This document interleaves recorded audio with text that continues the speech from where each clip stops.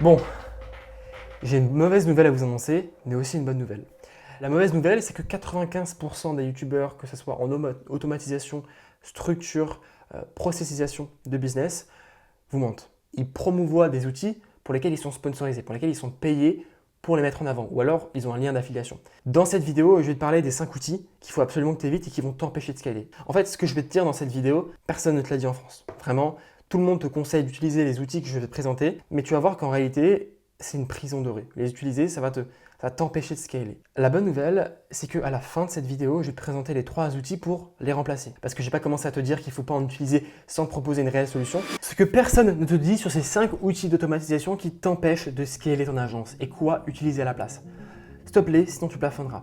En fait, ces outils, ils te maintiennent dans une prison dorée qui est confortable mais impossible à scaler. À la fin de cette vidéo, tu vas aussi connaître les 3 outils qui vont permettre de les remplacer et enfin de libérer de ces chaînes invisibles. Tony Robbins, il disait que la complexité, c'était l'ennemi de l'exécution. La complexité, c'est littéralement l'ennemi du scale et du volume. Parce que plus tu vas avoir de volume sur un processus qui va être complexe, plus cette complexité va augmenter de manière exponentielle. Pour scaler, tu dois simplifier, tu dois rigidifier. Tu dois passer ton business, qui est peut-être actuellement une usine à gaz avec des centaines de workflows et des centaines d'automatisation, à un workflow extrêmement simple avec une acquisition et un processus en 3 étapes. L'onboarding, la prestation et la livraison de ton service. Pour transformer ton workflow d'une usine à gaz à un workflow simple, tu dois arrêter d'utiliser WhatsApp.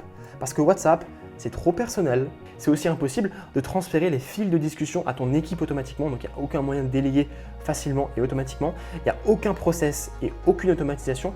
Dès que tu vas scaler, tu vas passer tes journées à répondre aux messages, tu vas avoir 99 notifications par jour, ça va devenir un enfer parce que tout va être regroupé sur un seul même compte. Et donc même si tu délègues, la personne qui va répondre aux messages, elle va avoir tous les messages qui vont apparaître dans un même fil de discussion.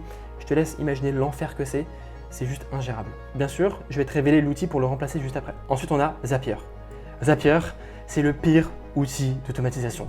Tu payes une fortune pour des automatisations qui sont ultra limitées. C'est impossible de build des workflows avancés, il n'y a pas de logique conditionnelle poussée. Par contre, c'est bien pour les micro-tâches. Par exemple, si tu veux faire en sorte que quand la personne met son email, tu lui envoies un email automatiquement, là, Zapier pourrait être intéressant. Si tu veux faire vraiment des tâches super simples, automatiser, là, tu n'auras aucun souci avec Zapier, tu pourras scaler. Par contre, ça va te coûter extrêmement cher. Mais nous, ce qu'on souhaite, c'est automatiser la totalité de ton agence.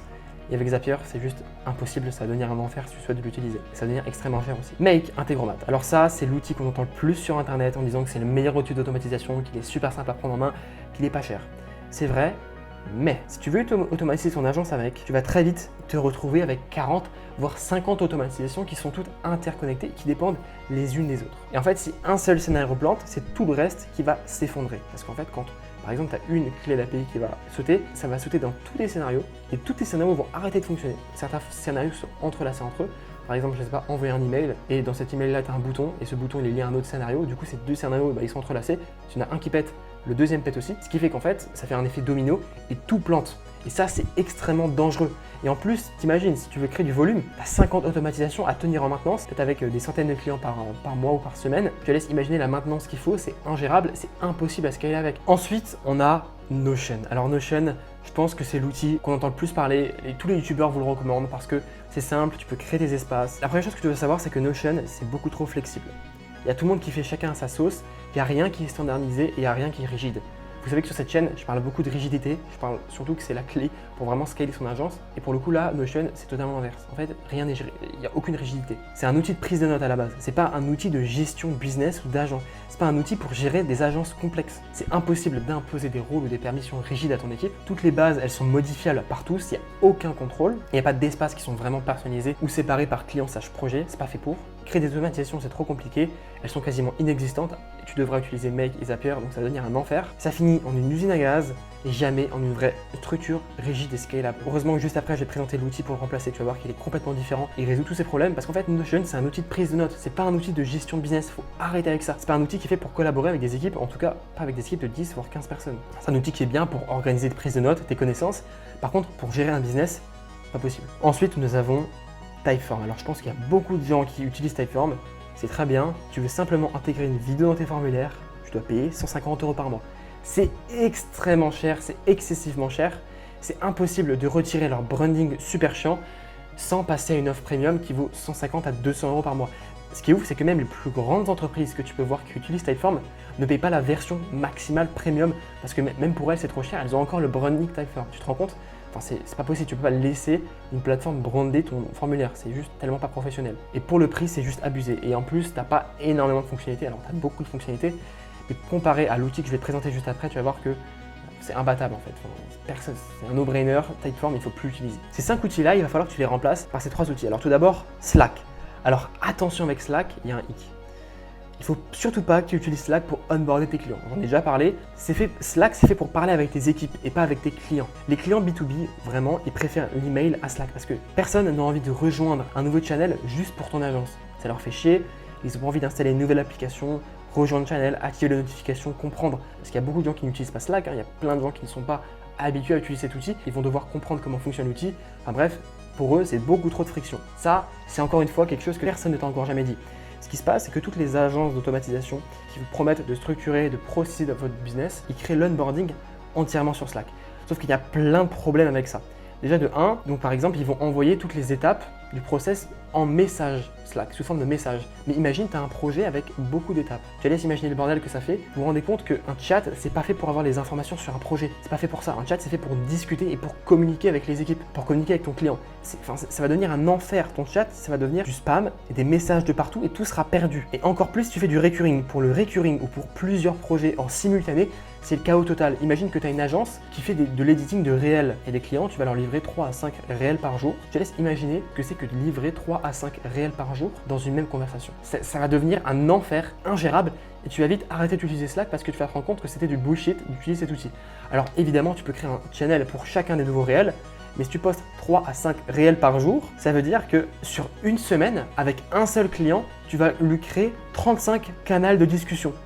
Je te laisse imaginer le bordel que c'est de discuter avec ton client sur 35 canaux de discussion différents. Enfin, c'est un enfer. Et toutes les agences qui vous disent d'utiliser Slack pour onboarder ses clients, arrêtez. Vraiment, ne les écoutez pas parce qu'ils vous mentent, ça va devenir un bordel. À la place, tu dois utiliser un portail client. En fait, le portail client il va se connecter avec Slack. Alors, j'en ai déjà parlé dans une vidéo précédente.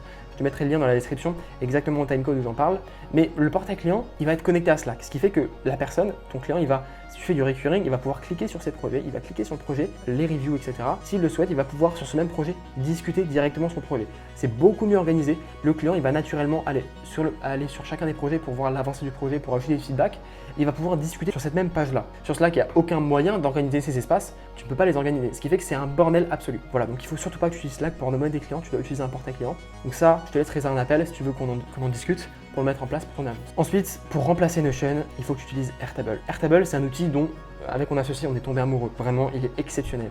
Déjà de 1, il y a une rigidité qui est obligatoire. Airtable, il va te pousser naturellement à créer une structure scalable et ça c'est incroyable. Il fonctionne avec des spreadsheets. Spreadsheet, c'est un modèle sous forme de feuille de calcul qui est éprouvé et qui est utilisé par les plus grosses boîtes depuis les décennies. Toutes les plus grosses boîtes au monde utilisent des spreadsheets et donc c'est un modèle qui fonctionne et qui est ultra scalable. C'est un outil qui est simple au départ, un outil qui est très simple au départ. Tu crées tes propres tables, tout part de zéro. Tu peux créer des interfaces et des espaces personnalisés où tu sépares facilement tes équipes, tes différents pôles, tes clients et tes projets. Donc par exemple, tu peux créer un espace pour tes sales, un espace pour tes prestataires, un espace pour tes CSM. Bref, tu peux créer un espace pour chacun des pôles de ton agence et ça c'est trop fort. Tu as des automatisations natives qui sont ultra fiables. Donc tu oublies Make et Zapier, tu utilises les automatisations natives de Airtable, elles sont super fiables parce qu'elles sont intégrées directement dans ta base de données. Il n'y a pas de système où les automatisations sont entrelacées. Il n'y a pas besoin d'API externes parce qu'elles sont connectées directement à ta base de données. C'est tellement fiable comparé à Make et Zapier. Tu peux traquer tes KPIs comme tu le veux, avec des formules, des tableaux croisés, des filtres super avancés. Tu peux créer vraiment des interfaces où tu peux traquer toutes les KPIs de ton mois, de ton trimestre, etc. Pour remplacer Typeform, tu as Fillout. Alors Fillout, c'est littéralement le meilleur outil pour créer des formulaires. Vraiment sur le marché, il n'y a pas de concurrent, c'est Fillout, c'est le plus poussé. Pourquoi? Parce que déjà de 1, c'est directement intégré à Airtable. Tu n'as pas besoin d'utiliser Make ou Zapier, tout est natif. Tu as des fonctionnalités qui sont super avancées, avec des conditions, avec un design personnalisé avec du CSS, tu as un pré-remplissage possible, enfin tout est possible, un système d'enregistrement, système de login même, enfin c'est tellement poussé, c'est tellement bien, c'est super simple à utiliser, c'est super intuitif. Tu as un accès complet avec des infrastructures. Si tu es client chez nous, on va te fournir un compte premium gratuitement avec l'offre de 200 € par mois, ce qui fait que tu auras toutes les fonctionnalités premium et maximales de Fillout. Alors le seul problème de Phiload, c'est que c'est un prix élevé si tu débutes, si tu es solo pour l'instant et que tu n'es pas membre de notre offre. Évidemment, c'est toujours 10 fois moins cher que Typeform. Vraiment, c'est beaucoup moins cher que Typeform. Parce que Typeform, on peut aller jusqu'à 500, 600 euros par mois. Enfin, c'est complètement abusé quand tu penses juste pour récolter des réponses sur un formulaire. Ça reste quand même bien moins cher que Typeform. Tu débutes, si tu as une agence que tu es en train de créer et que tu n'as pas les moyens de t'offrir Phiload, ce qui est totalement compréhensible quand tu démarres, tu peux utiliser Tally. Tally, c'est vraiment très bien. C'est un prix qui est accessible. C'est 25 euros par mois pour la version pro. Tu as accès à toutes les fonctionnalités. Tu as une personnalisation simple. Tu as des conditions logiques qui sont assez simples à utiliser. Tu as un design custom. Tu as un suivi en temps réel. Tu vois toutes les réponses incomplètes. Par contre, tu es limité en intégration. Tu dois utiliser Make, Zapier et créer des workflows pour pouvoir les connecter à ta structure sur Airtable. Ça marche quand tu débutes. Par contre, quand tu vas vouloir scaler, il faut absolument que tu passes sur Phiload parce que ça va devenir un enfer. Comme je te l'expliquais juste avant, tu ne peux pas utiliser Make et Zapier pour scaler.